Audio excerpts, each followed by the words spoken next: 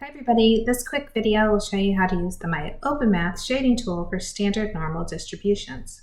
So this version of the problem says that you're supposed to sketch the region corresponding to the statement, the probability that z is less than negative 1.4. The first thing you need to do is think about what part of the graph you need to shade. Is it to the left? Is it to the right? Is it between two values? Is it in two regions? Because it's less than, that's going to be left. Then you need to go to negative 1.4. We got lucky, it's already at negative 1.5, so I just move it over until I get to negative 1.4 and I hit submit. Let's try a second question. This one says the probability z is greater than 2.3. Notice that greater than points to the right. That means we need to have a right value.